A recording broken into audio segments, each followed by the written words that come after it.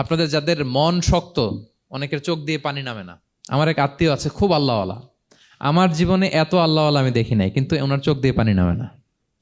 বারবার এসে আমারে বলে যে মিজান কি করবো বলো, তুমি একটু মোনাজাত ধরো। আমার মনে আছে আমি ওনাকে নিয়ে মোনাজাত ধরতাম, তো ওনার কান্না আসে না চোখ দিয়ে। এত আল্লাহওয়ালা, খুব ভালো মানুষ, কিন্তু চোখ দিয়ে পানি নামে না। এটা অনেকের হয়, নানা কারণে হয়। তো আল্লাহর হাবিব সাল্লাল্লাহু আলাইহি ওয়াসাল্লাম বলেছেন, কারো যদি চোখ দিয়ে পানি না নামে বা হৃদয় নরম না হয়, তারা যেন এতিমের মাথায় হাত বুলিয়ে দেয়। এক সাহাবী এসে বলেন, ইয়া রাসূলুল্লাহ, আমার হৃদয়টা বড় শক্ত, হৃদয় নরম হয় না। রাসূল সাল্লাল্লাহু আলাইহি ওয়াসাল্লাম বললেন, তাই? আচ্ছা, আতুহিব্বু আন ইয়ালিনা কলবুক, তুমি কি চাও তোমার হৃদয় নরম হোক, ওয়া তুদরাকা হাজাতুক, এবং তোমার আশা পূরণ হোক? তিনি বললেন হ্যাঁ। তখন রাসূল সাল্লাল্লাহু আলাইহি ওয়াসাল্লাম বললেন, ইরহামিল ইয়াতীম, এতিমের উপর রহম করো।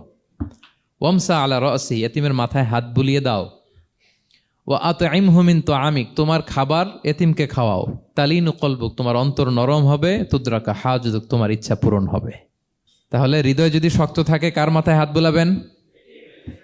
বুলাইছেন কখনো? হ্যাঁ, বুলিয়েছেন।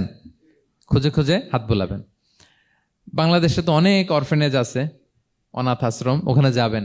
সুযোগ হলে একদিন যে একটু লাঞ্চ করলেন ওদের সাথে বসে, ডিনার করলেন, একসাথে খেলেন, ওদের মাথায় হাত বুলিয়ে দিলেন, সাধ্যমতো কিছু উপহার হাতে তুলে দিলেন, আপনার ইচ্ছা পূরণ হবে আর আপনার হৃদয় নরম হবে ইনশাআল্লাহ।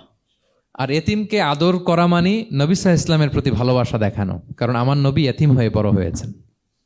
এতিমের প্রতি ভালোবাসা প্রকারান্তরে নবী সাল্লাল্লাহু আলাইহি ইসলামের প্রতি ভালোবাসা দেখানো হয়, কারণ আমার নবী এতিম হয়ে বড় হয়েছেন। সুবহানাল্লাহ। কিন্তু তার বিপরীতে আমরা সমাজে কি দেখি? এতিমের মাথায় হাত বুলানো তো দূরের কথা, এতিমের সম্পদও খেয়ে ফেলে অনেকে। হ্যাঁ, এরকম আছে না? এতিমের সম্পদ দেদারসে গিলতেছে।